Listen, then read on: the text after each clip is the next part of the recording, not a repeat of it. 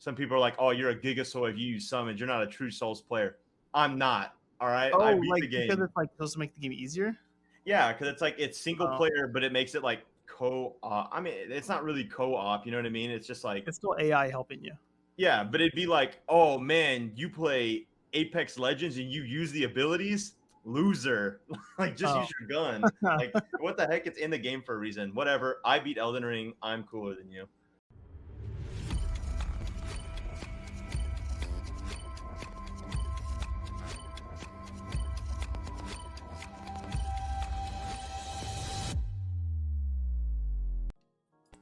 Hey yo. What's up? Okay, Hey, good. I can hear you. What's up? Episode 29, Ezclappodcast. That sounded robotic. It did. Yeah. Hi everyone. I missed you. Lips. Hey, shut up. It's my turn. You got me in person here. Twizzler Lips, of course. Twizz, whatever. Fuck you. And then we got the co-host back. He's still injured, but he's back. I'm in quarantine. Oh, I hope not. For being too good at Apex. Well, that's not true. He's still hurt, so he's operating from home. That's probably what's gonna be for a while. God damn, that was so loud. Anyways, it's nice to finally have a co-host back because I feel like solo podcasting was kind of like I was so worried that like a news anchor. Yeah, or like I was gonna say something wrong, but then I wouldn't have anyone here to correct me with it, or like I couldn't joke about anything because then I'd just be laughing at my own jokes. Yeah, I laugh at my own jokes. It's fine. Okay, well, anyways, before today's podcast, we got. Well, we'll talk. Well, we want to go. I want to go over some Overwatch stuff that I talked about last time because I know you watch every single podcast because millions of people do. But there's some things I want to talk to you about that I talked about last time, and then there's some Smash, and then maybe a little bit more Overwatch stuff towards the end. But before then, of course, it's been a while since I got to ask you, what have you been up to? Actually playing, like I said, playing Apex Legends, or Ape Sex Legions. We've been playing. We decided to finally take that into the comp, which we, for whatever reason, have never done. And it's weird starting off at bronze, like the lowest rank, and working your way up. But I think as of last night, I made it to Plat 3. Yeah, I think. Yeah, Plat 3. I'm just hitting Diamond 3 right now. Yeah, and he plays a lot more. He's better than me at that game by far. Play a lot more. Hold on. I played like 2 or 3 extra nights. Okay, that's it. Well, I know, but if you win, one win gets you half a rank. So it's yeah, it kind of does. What we did? Okay, wait. We did win 6 games in a row of competitive Apex Legends. So if you play Apex Legends and that's your game, we just went into your game nonchalantly and won 6 comp games. So I can't even do that in Overwatch in a night. Yeah, that's kind of incredible. I mean, I don't know what made us want to play Apex other than there's just Overwatch is kind of finally getting stale. Yeah, I just kind of wanted to play it. So I don't know. Going in there, I felt like there was this curve of I had to play it a little bit before I got good again, and then I went down a little bit. Okay.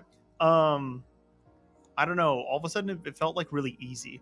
I feel like Apex has this curve you hit where you're no longer I feel like you get in Overwatch too. It's a game sense thing in Overwatch. It's not a game sense thing in Apex, I don't think. I think it's ability, character usage, and stuff, which would be game sense, but you know what I mean? I play Loba, so I don't really have much game sense. It's just, someone needs ammo, here you go.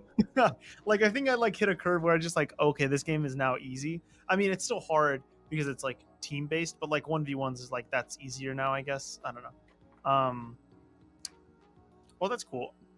I have not been doing anything different because we usually play together, so that's about that. I did come back from Vegas. Big shout out Bangtang boys, or however you fucking say it in Korean. Bangkok boys. The Bangkok boys. Yo, let me tell you, Vegas.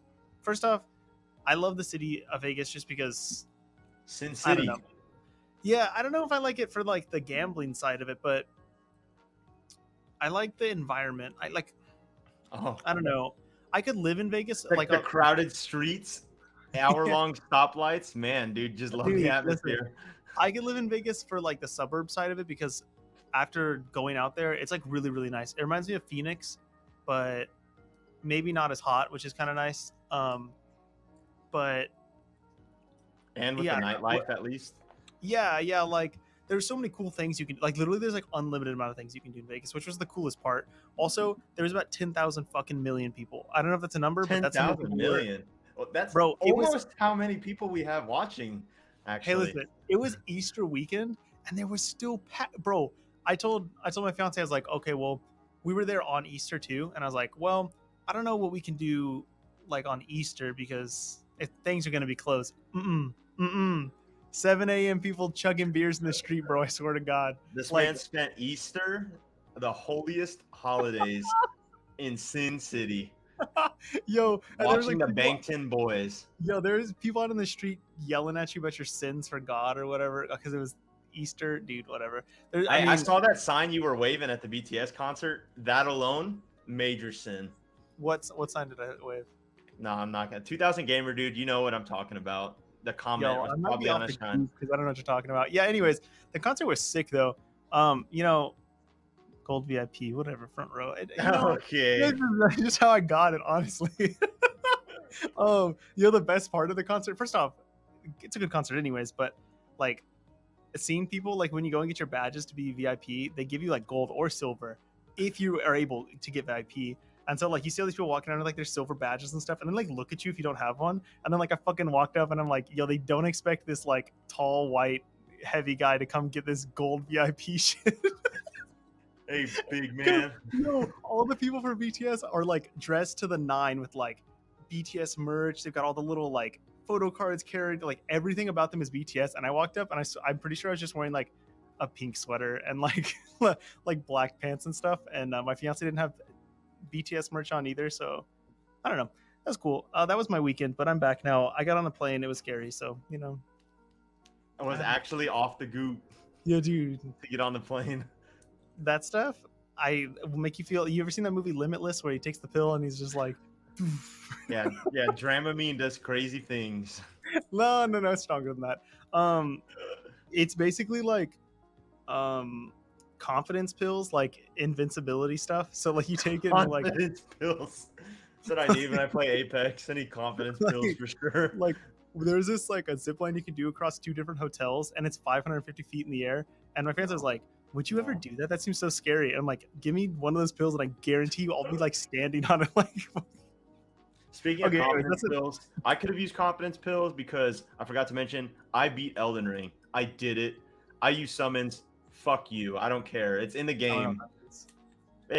Summons is like it's like you literally summon a character to help you, and it's like you unlock different ones throughout the game. And like some people are like, oh, you're a Gigasoy if you use summons. You're not a true Souls player. I'm not. All right. Oh, I beat like the game. because it's like supposed to make the game easier. Yeah, because it's like it's single player, but it makes it like co-op. I mean, it's not really co-op. You know what I mean? It's just like it's still AI helping you. Yeah, but it'd be like, oh man, you play Apex Legends and you use the abilities. Loser. Like just use your gun. Like what the heck? It's in the game for a reason. Whatever. I beat Elden Ring. I'm cooler than you. Whoa, he said. I got it like that. That's how I do. Okay. I have 109 hours in that game. Not proud. Good lord, that's kind of a lot. I mean, that's not really a lot because when you look at Overwatch, it's like you get like 1,000 hours. Okay, yes, but that's also been across multiple years and not multiple weeks. But to be fair, I have a broken leg, so I can't really do much else. That's true, yeah. Okay, so let's talk about. Well, I don't know. We can talk about Smash first because I think this is mainly Overwatch that we've got. Because I mean, Valorant, the Masters in Reykjavik is going on. There's been some cool like matches and stuff, but we're not going to cover most of that because there's just too much Overwatch stuff right now because we're getting really close to like the beginning of the league. But before we do that, there was the biggest one of the year so far, biggest major for Ultimate, yeah. Genesis 8. Last couple years, I'm pretty sure MKLeo has won this tournament 3 or 4 times. Does anyone want to take a wild guess on who of 2 people won this tournament? Huh? Guesses? Well, it has to be fucking Spargo or MKLeo because that's just how that goes now. It wasn't Base Mage. It wasn't Mute Ace. Don't talk shit on Mute Ace. Okay, he's from San Antonio. It wasn't fucking. What's the guy's name? The Pokemon trainer that I. Oh, God damn. I don't know. Last podcast I was like upset because I forgot what his name was. Because like I always think of like Send Void or I think Quid. Okay, Quid. I could not remember Quid's name because of his he's the one who played Pokemon Trainer. Anyways, No, they didn't. They didn't win. No, they didn't win. That's right. In the last podcast, I talked about this tournament going into it. Basically, everyone big was going to be there, apart from I think Quid's not there and a few other people. But for the most part, your top 10 to 15 players are all there. Yeah, Zamba, Tweak, Cola, Light, Spargo, MKLeo, Gluto. Yeah. So going into it, obviously everyone's pick is MKLeo or Spargo is going to win. That's just kind of how it goes. Light, he's been there towards the top, and I think in the last podcast I said, if there's an underdog pick I have, it's probably Gluto's going to do good based off the fact that he's won the past 2 tournaments in Mexico he was in. And then Light, I mean, his Fox has just been competing up there with all the Sword Heroes, which is kind of cool his to Fox see. is just so fast. That's why. That's true, yeah. You know who kind of fell off? The guy who plays Roy. Cola. Okay, dude, I don't know what's happened to Cola, but I don't see him in the top. He wins the smaller tournaments. Yeah, that's all they ever see him in now. Which, I mean, cool. Roy's I guess getting no Vic Roy's. That sucks. That's true. So, obviously I'm a fucking genius, and I said Gluto was gonna do good. And obviously, goes to Vegas one time. Gets good at gambling. That would have been sick. I don't think they have that, but I could have been just Gluto do good, not necessarily win. Do good. So we can just start from honestly the winners finals, because that's when the big matchup is that everyone's kind of If you're gonna watch one match, that's the match you watch, and it's not even the finals, which is crazy because it's every single versus Spargo, every single fucking Smash tournament, it's either the winners finals or the losers final. That's the best match. Yep. MKLeo versus Spargo. MKLeo's still playing Byleth. Spargo's still on his cloud. I think they've very very much defined themselves as this is who we're playing. No more Pyra and Mithra. The mirror matchup, which just was not in Spargo's favor ever. No, it wasn't. I mean, it just wasn't. He just kind of got dominated. So good on him for learning someone else. Yeah, this match was the closest. I mean, it could be, I guess. It actually came down to the final stock on literally the last map, which, I mean, that's usually how their matches go. It's pretty much a guaranteed game 5 last stock. The only problem is it doesn't matter who wins, I think, because at grand finals, either person could win. I just think the thing that sucks, though, is MKLeo ends up taking this literally last stock. And then Spargo just kind of fizzles out after this, maybe because he's just used to beating MKLeo now, or...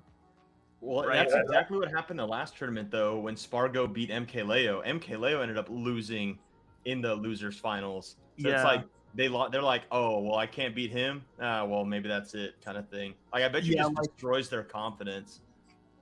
I guess.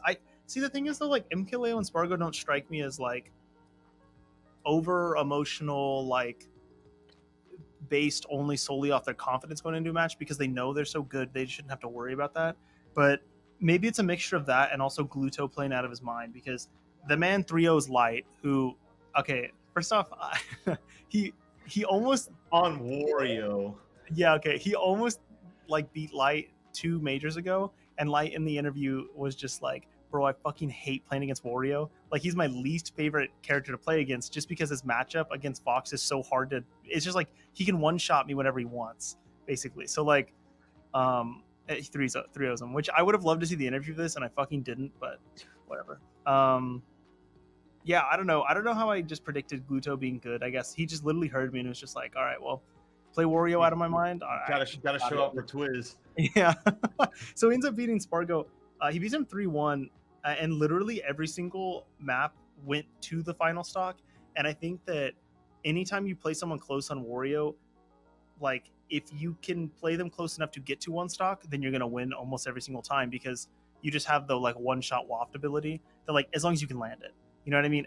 Granted, Spargo plays really, really fast on Cloud, and his movement's insane, but Wario is a character that's really not afraid to play anywhere on the map, literally anywhere, and he can take a ton of hits before he gets KO'd. So I don't know. I feel like that was just a bad matchup for Spargo at that point, where it was he was on a low, Gluto's on a high, and then that's where they end up. So freaking Wario, man.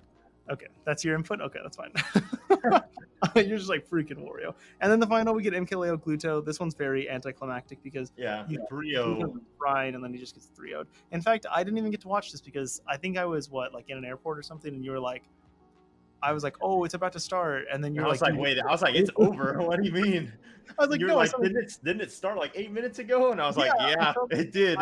I saw the tweet. Oh, I was in my hotel room. I saw the tweet, and I was just like, oh, well, let me finish doing this one thing, and then I'm going to watch it. And then by the time I tuned in, there was the fucking credits or whatever. They're just talking about the match. I was watching Super Stream, and he was like, I don't know if I'm allowed to show this, but let's see it. And then, like, it was literally over before, like, anyone could get DMCA'd for anything. Like, we were like, holy crap.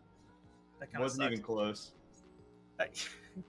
Well, I mean, there's really not much to that tournament apart from, like, obviously the grand finals was weak. We saw Gluto do really well. Now, I wonder if this means that, like, in the majors going forward, like this week's tournament and on the weekend, like if we see Gluto perform again, like, I don't know, like the next. Light probably has like mad PTSD now. Yeah. Honestly, he's been performing like at a super high level recently. I feel like. And then just get hit by a wall, a Wario wall. Like he's like what Cosmos was for a while, where like Cosmos was up in like the top 3 or 4 for a long time, and then he just stopped being, kind of like Tweak does, but obviously Tweak was nowhere to be seen here. So I don't know. I think Light's one of those players that's going to be up there. That's always going to be this like secondary contender. Like if for some reason MKLeo or Spargo loses, like Light is going to be in the grand finals or something like that. Because I mean, it's like people say in Overwatch, it's like you'll see this guy steal some matches, steal some games, but they're never going to be like outright just dominating someone. Yeah, he's never going to be the favorite, but you could see him take wins off people. So, I don't know. Going into the next tournament, I still have faith in Spargo winning. Like I said, that's a fucking coin flip every time they play each other. I know that MKLeo was talking about playing Corrin, I think. So I know he said he was playing him in doubles, but I read that he was practicing Corrin. At this point, I don't think he will because he just won again on Byleth. But that's just one of those back and forth things. I still think overall Spargo's probably the better player, but you know, I don't know. I mean, this is like watching the two best teams play each other like over and over again. So in doubles, MKLeo strictly played Corrin, did not even touch anyone else. That's weird. Where Spargo played Cloud still the whole time. Yeah, they don't stream doubles very often, so like I don't really understand the meta of that. Where it's like maybe there's like character meta for MKLeo or whoever it is playing whoever they want, or it's one of those like they're just that good that like it doesn't really matter. I guess like they'll 1v2 you because it's just, I don't know, they're that good, I guess. So we can move on to some Overwatch now. Before we talk about Overwatch teams or like a specific like team we're gonna go into, there was something that got announced from Overwatch League. Look at my fucking phone, dude.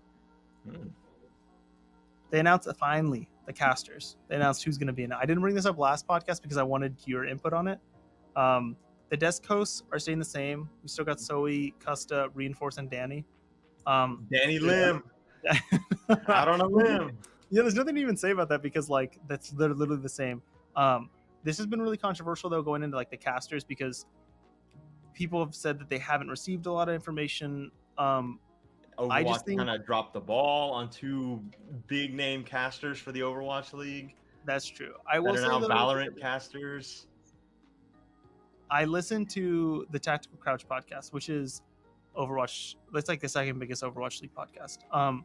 One of like Avril, the caster, that's his podcast, and he said, "I don't understand what people were complaining about communication between the Overwatch League because I've had full contact with them the whole time." He's like, "If you didn't have contact with them, then you just weren't getting re-signed. That's just what it was going to be. Like they didn't care enough to keep you. So like he's like, it sucks that that's how they went about it, but the people they wanted, they kept in contact with the whole time." So like, I mean, if you're gonna fire someone that's like a contract worker, I ain't gonna be texting you every day, I guess.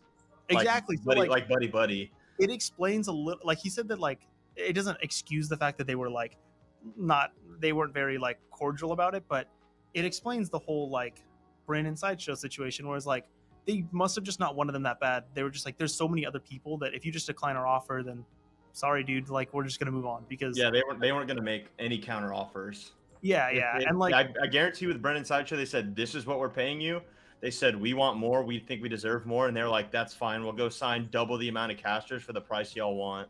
Yeah, and it brings like the upside of it, at least, is it brings like more personalities into the league, which could end up being good, I guess. But Yeah. yeah, you're right. It does suck that they're not in it because I do like them. But Brennan Sideshow apparently are. I mean, they already had a Valorant following, but now I can already see on their social medias that their Valorant community accepted them with open arms. Like so, yeah, I think and they're they're in good a at good it too. spot. Like Yeah. every time I watch them, I mean, they went perfectly fine into Valorant. They seem happier that it's like so different for them because they've been doing Overwatch forever. So Pat, here's the caster pairs. I don't know if you have it up on your screen.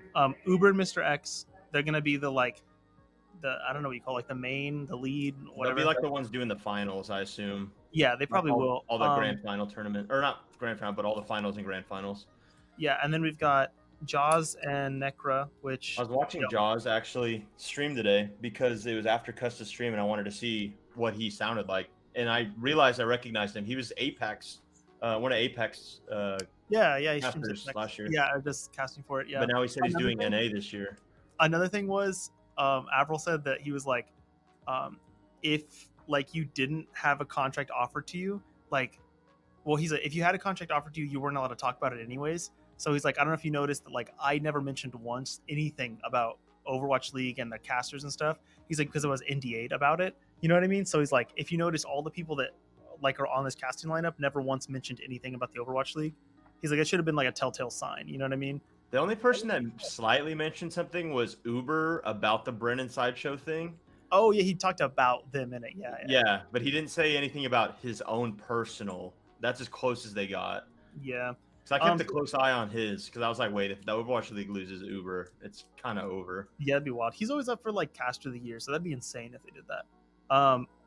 So Jaws and Necra, last year going into it when they signed Vicky Kitty, this was like who I wish was in her place, just because I think she does a better job than Vicky Kitty in contenders, but for whatever reason, maybe it was like she had other things going on, because Necra does she does Pokemon, so she'll cast like Pokemon matches, as well as she's the voice of Pokemon Presents. So like for Nintendo, like she does the voiceover for like, here's what's next in Pokemon. Like she's that girl talking. So like she's got experience. Like I don't know. So, but it's not. I mean, they signed what? How many? I think you still have more to go, but I think they signed three girls to the. Yeah, they did. Yeah. So the next casting lineup is Achilleos and Avril. It's the same as last year. I'm pretty sure Avril did it with ZP technically last year, but Achilleos really smart on the game. Avril, he's like got all the connections to APAC, because I'm pretty sure he lives over in Korea, because I know Achilleos does. So they'll be casting all the APAC games again, which, I mean, I don't know. I guess it's good to have people that are super knowledgeable on APAC casting APAC, just because they're gonna be there for it. And then we get back leg day. Yeah, the two contenders casters, Leg Day and Lemon Kiwi. I always just call it Kiwi, so I don't know why they. She for people that don't know, she was the one that released the tank of the last hot patch for like the experimental patch for the DPS support and tank. She did the tank. Yeah, she's smart as fuck, dude. Like she's like a published writer, right? She does all the she's done what do you call it? Like reporting for Overwatch League and other things. She's got I'm pretty sure she's got like two master's degrees or something like that. One in like physics and shit. So like she's smart as fuck. She interviews really well, and on top of that, she can cast also. So like, I mean, this is someone who I think is like incredible to have in the league, just because she's so well spoken on her own, that like it'll probably help someone like Leg Day, who is kind of chaotic. Like every time I see him cast, this guy's all over the place, and I usually see him cast with Vicky or Necra. And let me tell you, man, I don't know. He's so he's like Uber. Like he's got so much emotion when he talks. I feel like that's how I would be if I casted. I'd be like too into the game, and not to give like any analysis. I'd just be like, holy shit, look at that play. Yeah.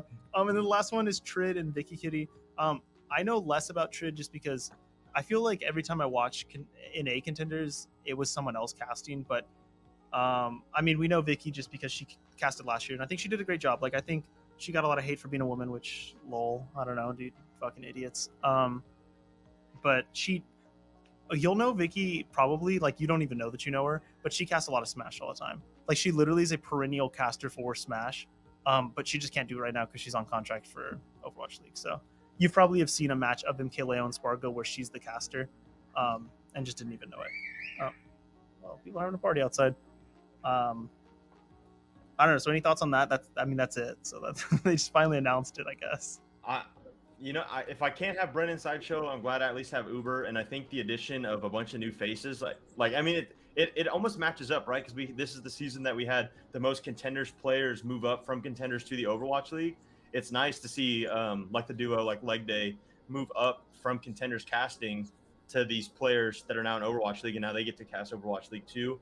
And it's nice to see Jaws move over from APAC over to NA because he was like, it absolutely wrecks your sleep schedule. So it'd be nice to have just different voices around the league, which is cool. And it diversifies the casters too. Yeah, and the way it looks, at least the way it's laid out, is it looks that like Jaws and Necra are going to be like Britain Sideshow. So they'll do some of the grand finals or the semifinals and like all of NA. So, that's kind of a big step for Jaws just because you're right, casting fucking LA Valiant at 3 in the morning. I remember when they had those 5 a.m. matches, those were the matches that I'm watching, and I'm like, dude, there's no way this guy's awake right now. Especially when it was work from home. You could tell he's green screening in his room half asleep. I really liked when he cast, like when he got him and Vicky casted. But this sounds like the most, like literally like the weirdest gripe ever, but he kind of has like a higher toned voice, and so does she, and I feel like they didn't work well together because of the sounds of their voices. I know that's very strange, but the way like Uber and Mr. X sound, Mr. X is so monotoned. Yes. Oh my gosh. Mr. X is like if like Siri was talking to you, but like announcing an Overwatch team. Yeah. So like I think this will work better just because Necra's kind of like, I don't know, her voice is like calming. Like she's got a more like natural, normal voice. So Vicky's kind of like very fast. Like, dude, she talks so fast sometimes. It's a little too much. Someone's doing fucking karaoke over here, by the way. I don't know if you can hear him, but no, I can't. Okay. Anyways, this is what I want to talk to you about next. We can do this a little fast, but last time I talked about the betting odds for Overwatch League going into it and where you could possibly find value in your bets here. I did it because I was going to Vegas anyway. So this is off of Bovada, so this is like official. You could bet on this now if you wanted. They haven't released lines for individual matches, but this is to win the Overwatch League, okay? Now tell me if any of these stand out to you, because some of them are absurd. Who they think this is like official who is better going into the league.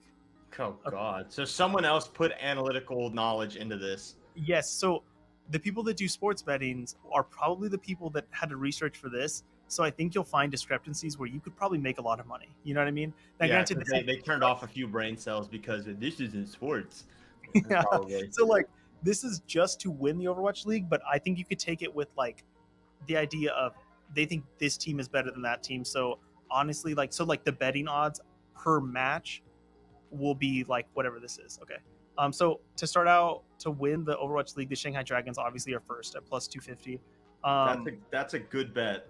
I mean, okay, well, not a good bet if you're betting against them. Sure. Yeah, this is one of the. Your return isn't going to be high. It's a safe bet. It's a safe bet. Yeah, it's a safe bet.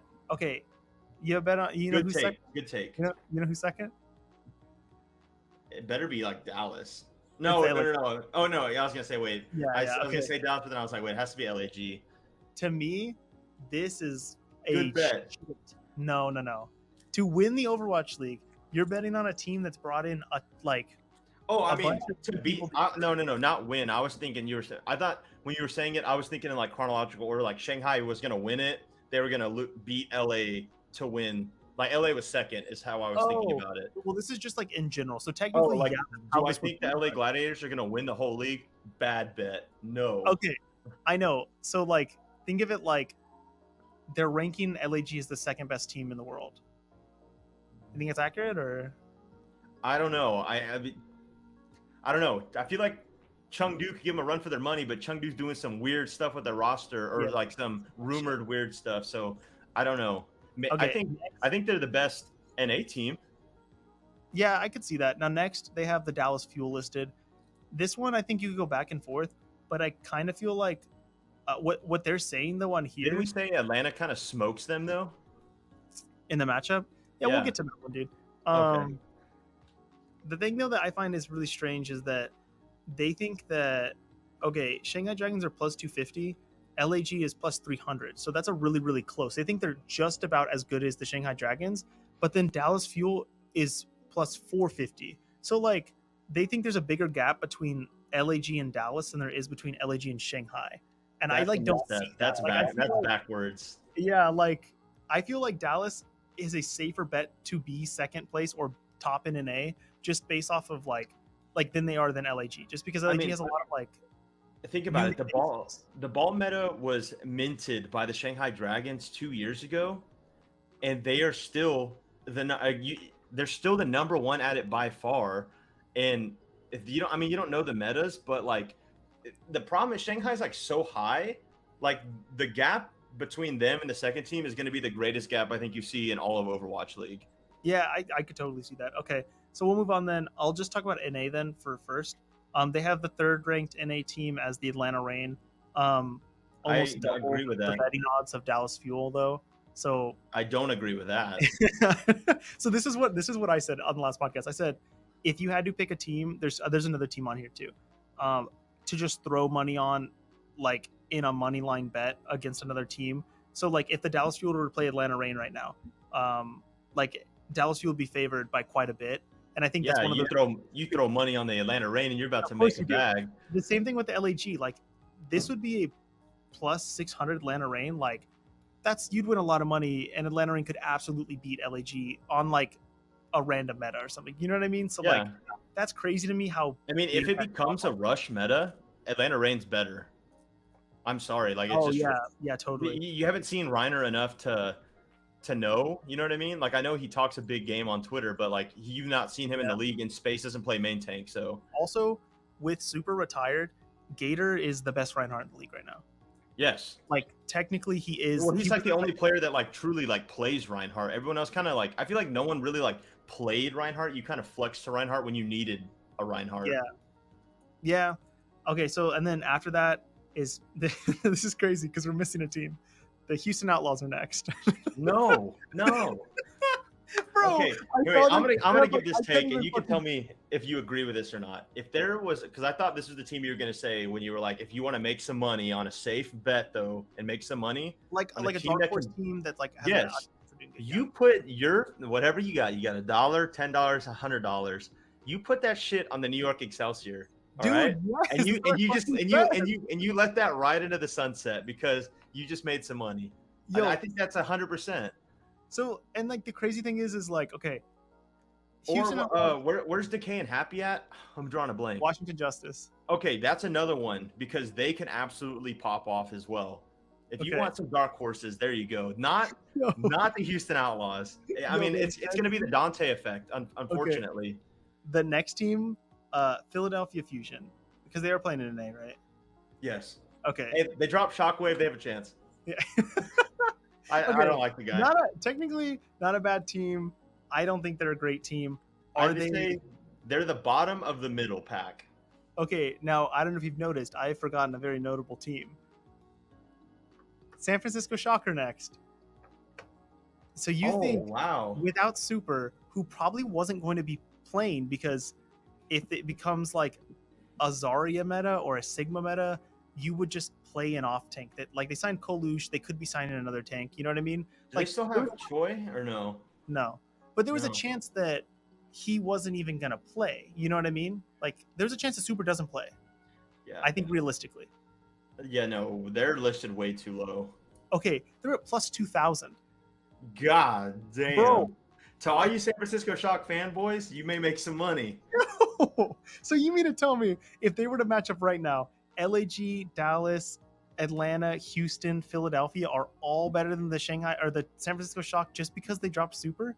Like, no, I take it. I get it. Super is the face of the Overwatch League, but I really, like I said, I know you were in it when I said it. Like, he wasn't the captain of this fucking team anymore. Like, Violet is the captain of the team. He's the one that you needed to retain. Like, he was just a very good Reinhardt player who could also play Roadhog. That's what he was. So, like, you don't think that could be filled with someone else? Like, I don't know. That's, to me, that is absurd. I think he said in stream, I don't know if anyone caught this. If you had to be watching a stream. He said if the Shocks start off 0-6 or something like that, he fucking unretires is what he said. He said that. Okay, He said if they start off if they go 0 for like quite a few games, he goes, I will come back and I will play Roadhog and dominate the league, is what he said. He said that because people in his chat were just calling him like a gigasoy, like you weren't, like jokingly, and he was just like, you know what? Fuck you guys. I'm gonna actually unretire. And then they're like, why? So you could cry on stream again? Oh man. Yeah, to me that's crazy though, because I think that like with a DPS line, like with proper, it literally anyone with proper. I was thinking about who they've been playing with him, really, but like they're good on basically all fronts apart from tank, and we don't know that Kolush doesn't come in and just do something crazy just because they're all rookies anyways. You know what I mean? Like, or they could end up like the London Spitfire. They really could, yeah. Yeah. There's a chance, but I don't think that chance is putting them 6th in an A right now. I think that puts them at maybe behind LAG and Dallas and Atlanta, maybe. But dude, the Houston Outlaws, bro. Yeah, the Houston Outlaws. Man. I don't think they're as high as like some people are thinking. I feel like they're the team. I'll tell you right now, we're going to the Dallas-Houston match here in San Antonio, and I'm not going to see Houston play. I'm going to see Dallas play. Now, do I want to see Pelican? Yes, because I do want to see the Rookie of the Year play, but I'm going to see Dallas, and that already shows you something. Yeah, I think Houston is just like Washington, where you either have them really high or you have them really low. And I don't think there's an in-between. I think they're a team that just eats themselves alive. I mean, they kind of imploded last year, too. I mean, after they started out so strong. That's what I mean. Like, they just kind of like – I mean, their record, if you look at it on paper, they're a good team, though. Yeah, they are. They just couldn't put it together in a tournament. They're kind of like the Shock, where like they play good, and then all of a sudden, when it comes to like, when it comes to the tournament, we ain't going to Hawaii, boys. Yeah, that's literally Washington, and that makes sense because Washington has these incredible pieces, and then they just can't fucking win a game for some reason. Well, I didn't realize Washington picked up Happy, and I just got done watching the San Francisco Shock versus Houston Outlaws for the beginning of this last season matchup. And holy crap, Happy's Hanzo is insane. Dude, so if he can pop off on Hanzo and Decay just does Decay things, that is terrifying. I think like speaking of Washington Justice, they're next on the list too. So they're right behind the San Francisco Shock, and that gap is 200. So like they're really similar. That's a fair placement for Washington, though. Yeah, I think so too. Like I don't. Now, why is New York still so low? Okay, there's still another team between New York. Actually, there's 3 teams before New York. Yeah. Wait, before? Mm-hmm. They got the Toronto Defiant after that. No, that's a throw. Okay, the Boston Uprising at plus 4,000. Now, I will say, the gap between San Francisco and Boston should be 2,000. It should be, but it should be fucking way higher than that. It shouldn't be like the problem. Okay, so everyone's so high on Boston because they're like Striker. The thing is, has Striker been steadily improving just like all the other tracers in the league? Like, yes, in 2019, sure, best tracer in the league, but like, has he been steadily improving, or are guys like not Kai? Who am I thinking of for LAG? Kevster. Who've been in the league competing against these top performers every single day in and day out, scrimming and getting just that much better every single day. Yeah. Also, like, is he like, he may still be like, he may be able to go in like the ranked ladder like casually and dominate, get rank 1, but can you go into the league and do that after being out for 2 years? Yeah, that's my only question mark there. Also, Striker didn't only play Tracer. He played Cassidy. Yeah, he was playing your hit scan and your Hanzo. So like, he's been flexing a lot to where all these other players have been able to focus on just their tracer a lot of times. So that's a big ask for one DPS player when you still have all these question marks on everyone else in that team. You literally gave him a huge backpack and said, "Hey, everyone, get in," and like we're just gonna like see where that goes. Yeah, which we could be wrong. Maybe the communication's like there and their teamwork is there, but that's a team that I would not feel comfortable like telling you to spend money on. Yeah, dude. Okay. I wouldn't even tell my worst enemy to bet on them, actually.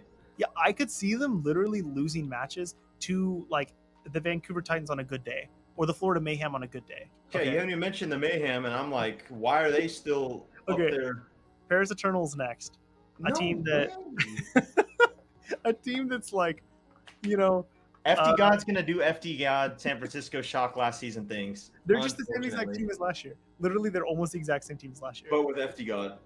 Exactly. So like, bro, I don't know. I like the Paris Eternal last year, like the way Naga and Onigod played with Suna, no, but um, I don't think they made any big improvements. They kept Don and Khan, which they were good but not great, and like all these other teams have added all these incredible pieces. So, and then finally we have the New York Excelsior, which they have them placed as what 1, 2, 3, bottom 4 in NA, which is hugely underselling a team that whoever fucking researched this didn't watch APAC games because, like, They must not have realized that they were like in APAC, I bet, and we're like, where the fuck is this team from? Oh, they're a new team this year. I'm just gonna throw them at the end.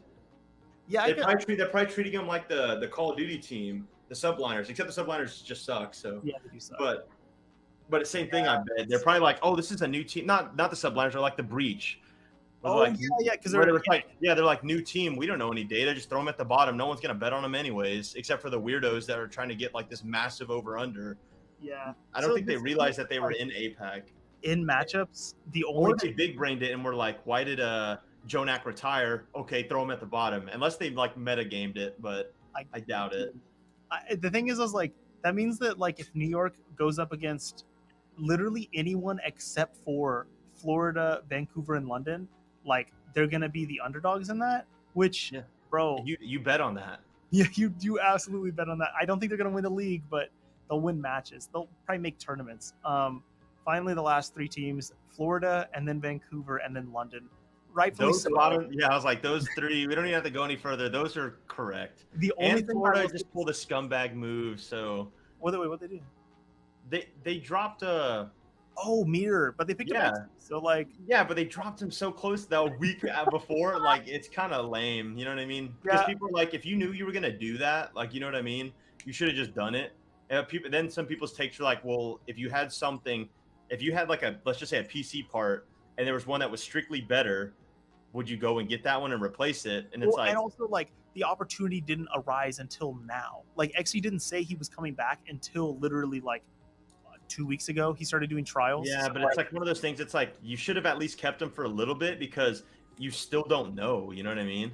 Yeah. Like, and I don't know. It can change mid-season. Like so. Yeah, and I don't think Mir lands on another team anymore. He's not good enough anymore. No, they literally just ended his career is the problem.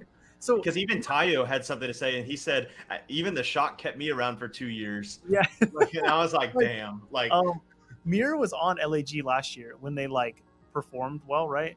He was still on the team. Yeah, he was. He's also flexed onto tank. Like he plays like Doomfist, Symmetra. He's like the safest like flex to like all roles player that you could potentially need to be the band-aid to like a spot that you're like filling the gap where you're missing on your team. Yeah, he's not a one trick. He's like Architect who got traded from the San Francisco Shock, but he played support and DPS, or like Violet has moved over and played like Cassidy before. Like he's one of those players that can transcend roles, which you don't get a lot.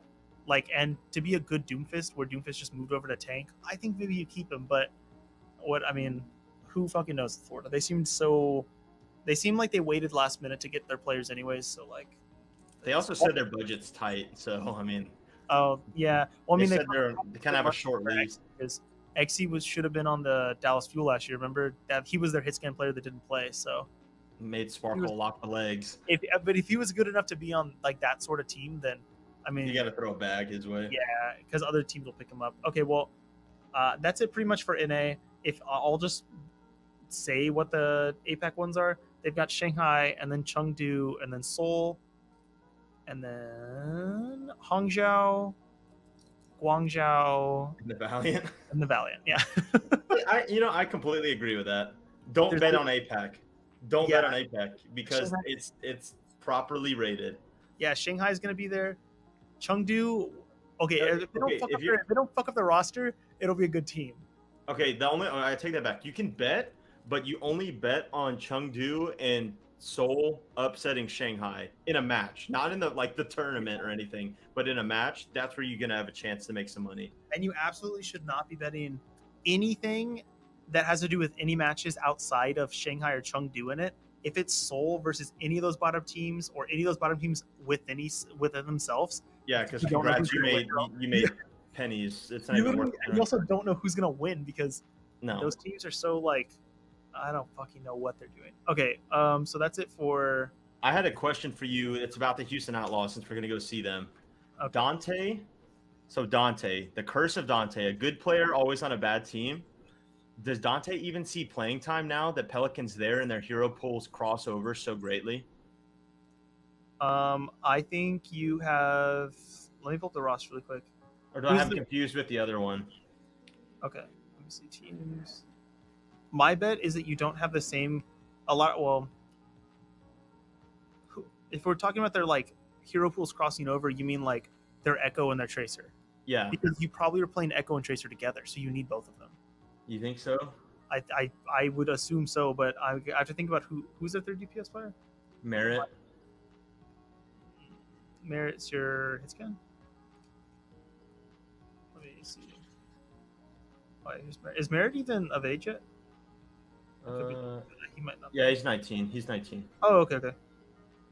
Yeah, so he's going to be playing your hard hit scan. So like your Cassidy, your Widow, stuff like that. So chances are, I think your Merritt's probably going to stay in most of the time. Maybe. That's what I'm saying. So it's like Dante only gets playing like because everyone's saying Pelican's just strictly better at both of those roles. Yeah. So if you have him Merritt always locking your hit scan, Pelican's going to always get the play time. Yeah, he probably will, but not if there becomes a meta where you're not running a hard hit scan. Yeah, so like if you have but I feel like the meta is going to have at least one hit scan, especially with Sojourn being there. Yeah, I just think though that like we saw Sombra Tracer being played, and if that's the case, like you have Dante play Sombra because he's actually a really good Sombra. He's also a good Tracer. Played it back in the day. Yeah. I just think you have Pelican play it then, and then like you keep those two together on anything that's not involving Ashe, Widow, Sojourn, Soldier, or Cassidy. Like Bastion. Yeah, Bastion. Don't forget about Bastion now. He's essentially Soldier 76. But you could really see like even if Reaper gets played, like people think Reaper's going to be played, like you still play Dante Pelican, I think. And like, does Dante play Mei or does Pelican play the Mei? They both had to play it, but Pelican I think is the better Mei. But like Echo just because sometimes Mei squeaks into the meta every now and then. Yeah, she does, especially with Rush. But like Echo, Sombra, Tracer, Genji are characters that you could absolutely see being played pretty often. So if any of them are in combination with each other, you have it covered at least. But yeah, I think Pelican's better than Dante. If that was the like overarching question. Yeah, I think Pelican's better. Like if it came down to it, Pelican's gonna take Dante's playing time. Yes, and also their entire team is South Korean except for Dante. So it wouldn't be tough for them to just fucking be like, well, listen, we need better communication with just this comp, even if you're the better player at Sombra. Like that requires so much communication that we need Pelican to play him or something. That makes sense. Okay, so let's pick a team each. I don't know. I think we're basically run out of teams, so. I have the San Francisco Shock pulled up. Yeah, that's fine. Well, then we might as well do LAG also, just because. I don't know what that was. We've done just about every other team. Wait, did we do Dallas Fuel yet or no? Yeah, we did Dallas. Okay, so then let's do LAG in San Francisco.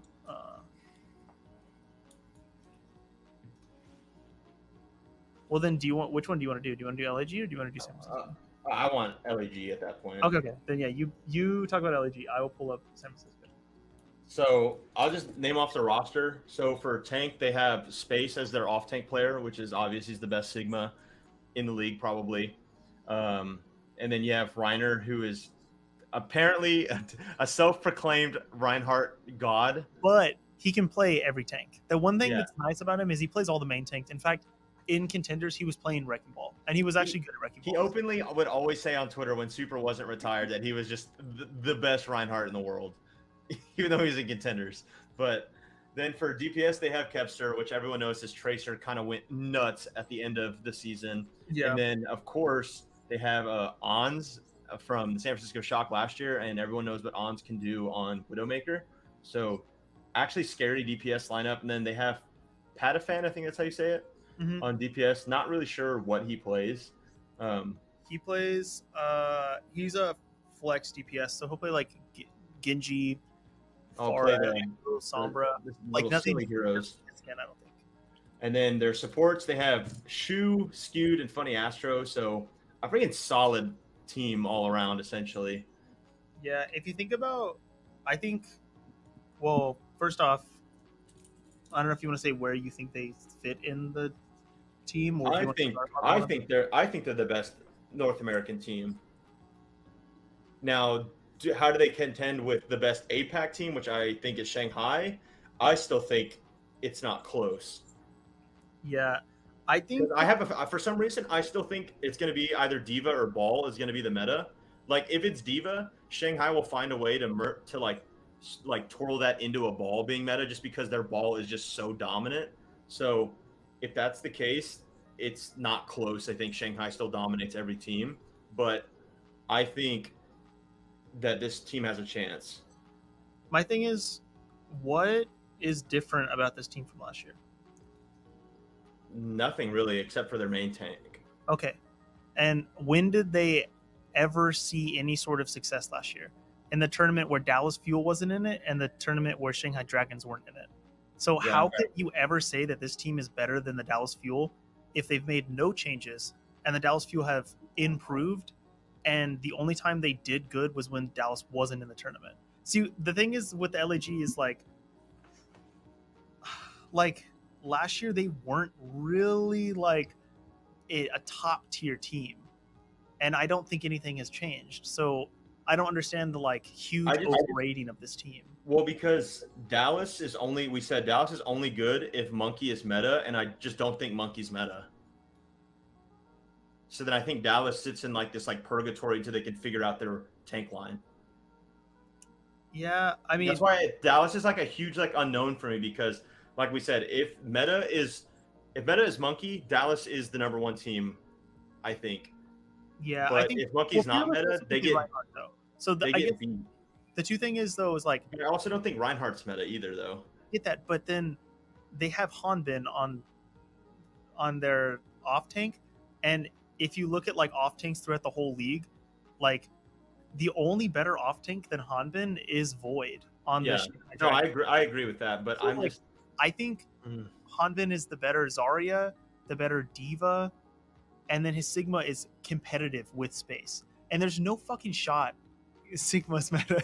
No, there's no shot Sigma's meta. Right? So but I think Ons is a better hit scan than what Dallas can produce for sure. No, yeah, I agree. But I also think that Ons has now is Shu better than Fielder?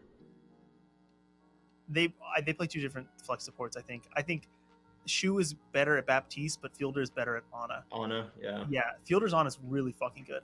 And then if you go but does Fielder's Ana get like value if Monkey like oh no, I guess if it's still a rush meta, then I guess Ana still gets. Yeah, well, no, they don't play Ana in rush though, in Overwatch League.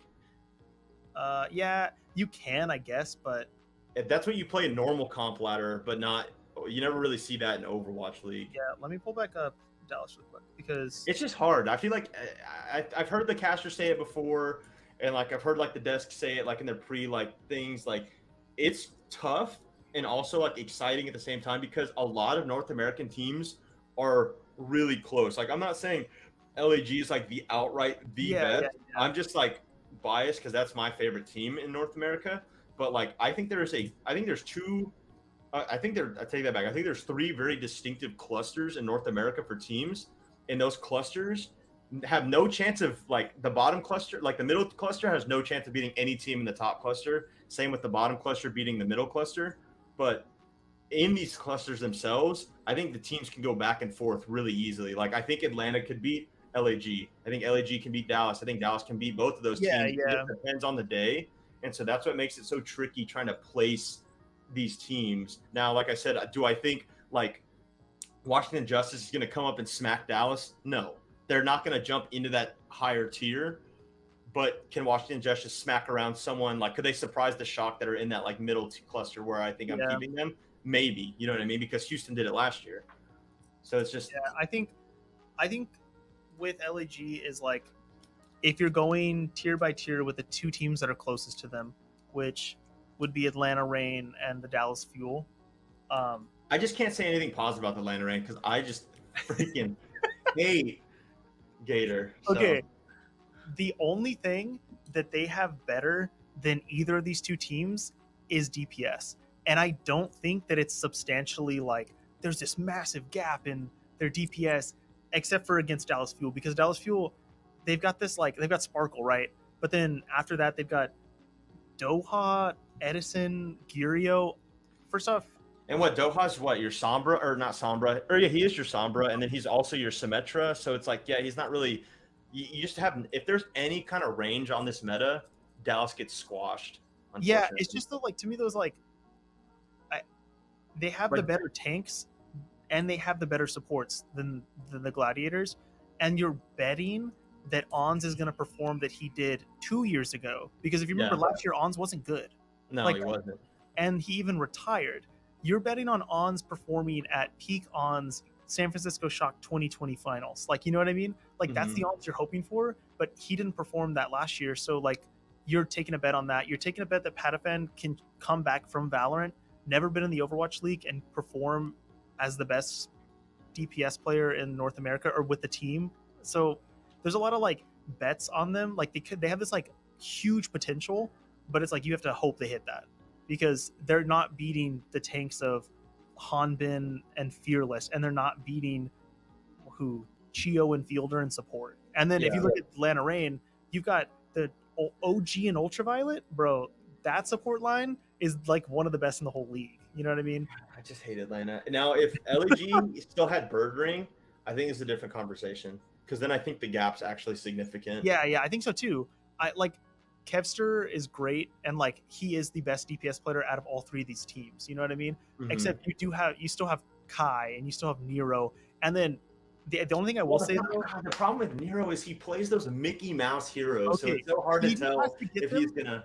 He just has to get them to halfway through the league or halfway through the year when Speedily comes in, because when Speedily comes in, he will be the best DPS player out of all three of these teams. He's better than Ons. He's better than Kevster. That's scary. Like, and his echo is insane. When he comes in, he will be incredible. It's just getting there. They have to just make, you know what I mean? They have to be good enough to get there, and then he'll come have to not be too far in the hole to be able to be dug out. So like, if we're talking with Speedily in conversation, like these three teams, it's hard to say who I think is better. I think if personally, I would put Dallas, Atlanta, LAG, because I'm so like, you're betting so much on Ons here, but I could totally see them being like, it could be LAG and then like Atlanta shit the bed. Like I could see Nero not being good enough, and they don't have a DPS line, and then they just. I think the problem is Atlanta has a bunch of like egotistical like freaking Chads on their team, so I think like they're one of those teams where it's like if they're having a good day, you better watch out because they're gonna roll you. But if they're having like a bad day, you can get in their heads easy. You know what I mean? So it's like, it sounds weird, but that seems like a North American thing. I feel like it definitely is. You don't definitely is because what it's mainly what Gator and Hawk that are like calling shots for that team. Yeah, I mean, and getting mad. Like, and OG and Ultraviolet are like these two cocky DPS centric supports. So like, you could see them not doing well and then kind of tilting because they're just used to playing for American Tornado. So yeah, and just absolutely rolling everyone, because that's one of those things where it's like those players from American Tornado, they said it with the San Francisco Shock, and they were like, this team doesn't know how to lose. So when they lose, it's bad. They like crumble.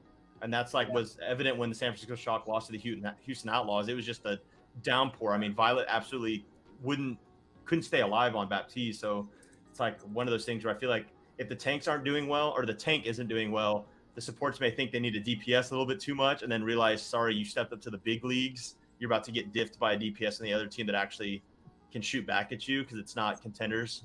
Yeah, I think like my only problem, like my personal problem with LAG, well, two things. First off, Moth is like one of my favorite players of all time, and he's like no longer on this team. Yeah, I know. And that's bad. You didn't improve by getting Funny Astro, but it's just like I just wish that was Moth, I guess. Yeah. And then it was a safe like placeholder kind of thing. Yeah. It's kind of like it's like you said, like signing Nero and like being like, hold this spot, hold the line until we can get. See, you know what? And that's exactly what the Florida Mayhem should have done. I hate going back to it, but that's what they should have done. Placeholder, if for whatever reason the XA thing doesn't work, then you let Mir come back and fill the spot. That's all I'm saying about Florida Mayhem. Yeah, I could totally see that. I just think like, well, no, because hold on. Let me back up out of one of these teams really quick. I was gonna say something about the San Francisco Shock. So I'm gonna tell you my other problem with LAG, but I gotta pull this other team first because I might be dumb as fuck. Probably. I'm tripping off the goop. The gabagoo. Dude, I'm ready to click some heads in Overwatch right now. Yo, who's playing off tank for fucking Washington Justice? Am I dumb as shit? Well, probably not because they have one tank. Oh no, they don't. They have Helios. Okay. I was gonna say the other thing I don't like about, like, you know, you have this like personal vendetta against the Atlanta Reign. I kind of have that with LAG, just because like space. Like, dude, I can't say that. But your vendetta. What? Your vendetta, like, I don't even think you have to worry about it because I just don't think he gets playing time. Okay. unless it's D.Va, because he will be their D.Va player. Yeah, I mean, I know he will, and I also think that like this team will probably revolve around Reiner because I think Ball will probably be meta, and like he could win like, I don't know, Rookie of the Year almost if he does good, because I think Reiner is safe. I think that's a safe person to bring in that'll be good. I just think that like Space would fit in so well on the Atlanta Reign.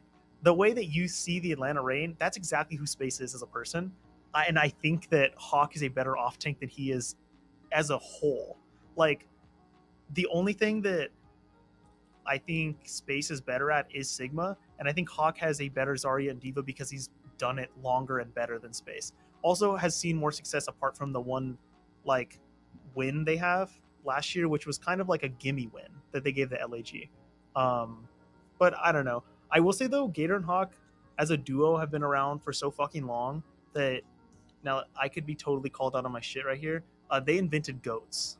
This was the team that was on the goats team that created the like Rhine, D.Va, Lucio, Brig shit. That was Gator and Hawk. Isn't that crazy? More reason to hate them. Exactly. More reason to hate them. Say that. That's why I brought it up, because I was like, dude, he's not gonna like this one. More reason to hate them. Okay, we'll be fast because we're already at an hour. But the San Francisco Shock, really quick. Scary team. Yeah, really. Violet and Finn on your supports. Kilo. Finn has been number one. I'm pretty sure. Don't quote me on this, but I'm pretty sure in the ranked ladder he's been number one the last like 2 or 3 seasons in a row. And it's not like a low 4,600. This man's been 4,700. This guy is scary. Kilo proper S9 on your DPS, and then you have Kolush now on your tank. I could really see this team picking up one more player. Is, why the heck do they only have one tank? That is scary. Yeah, I mean, well, we're so close to the beginning of the league that maybe they don't even have time. But pick up Mirror. The problem is like, where do you find a Korean tank in NA that also it can play your like main tank for you? Like, I don't know. I have an idea. Where are your options here? I have an idea. You have to go pick someone up from Valorant that used to be an ex-player. They played off tank and DPS now, dude. I'm just kidding. I wanted to throw him in here, but I don't think we have time. Plus, it's probably just better to not say his name. That's true. Speaking of him, though, I know you just said not to. When the year that they won the second championship in 2020, they started out 2 and 3. I think they started out really weak, and he was playing really poorly and only played Mei. And then the team kind of like Zarya. They kind of like got really good, and then he left for Valorant, and then they won the championship. I could see a team like Dallas Fuel or LAG doing that, where they start out not strong, but because they're just like a better team mentally and like mechanically, like they get it eventually, and then just became a really dominant team. I think that's kind of interesting with Overwatch. I will say I don't know fucking anything about. My computer's loading. I've seen a lot of. Well, obviously we've seen Violet play. He's a god support player, and Finn you just spoke to. But watching him on O2 Blast, like he was a standout player on a team that was the number 1 in their region, which is crazy because he plays support too. I will say though, there's no main support here. No. And like, kind of scary. Violet. So what? You have a BAP Ana. Yeah, I know, but like Scary. signature hero wise, Violet plays Zenyatta, but Finn is also a very cracked Zenyatta, and it's like, do you force Finn to all of a sudden flex onto like Lucio, or are you Or like, Mercy. Because you know what I mean? Like Echo could still be good. So it's like and it's like you want ooh. Violet on that flex support position because he's been so good, but Then he's it's the like, do you waste Finn's ability by putting him on the main I know, support, and or do like you waste Violet's ability?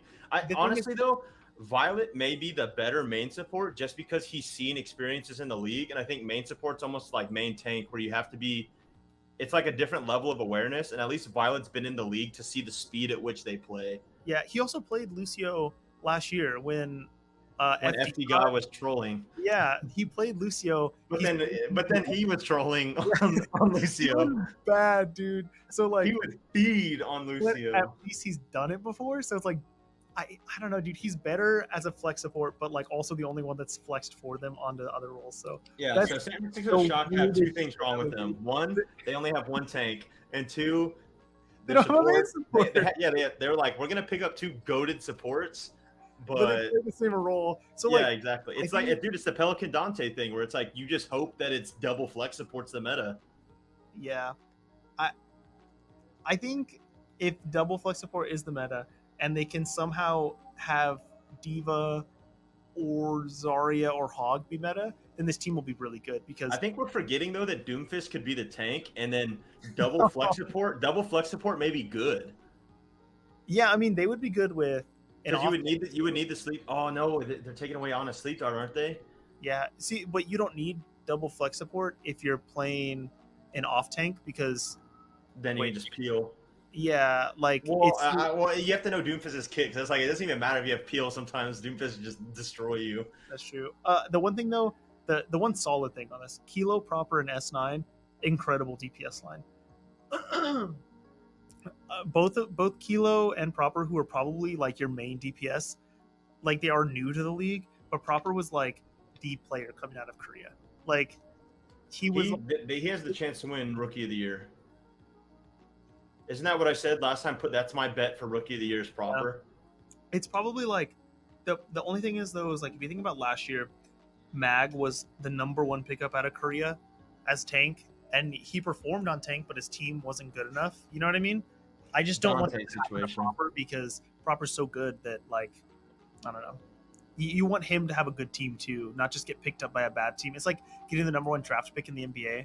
Like, dude, that could make you a good team, but also sometimes you're just a good player on a bad team. So that's like that reminds me of fucking all the poor quarterbacks that had to go to the Browns.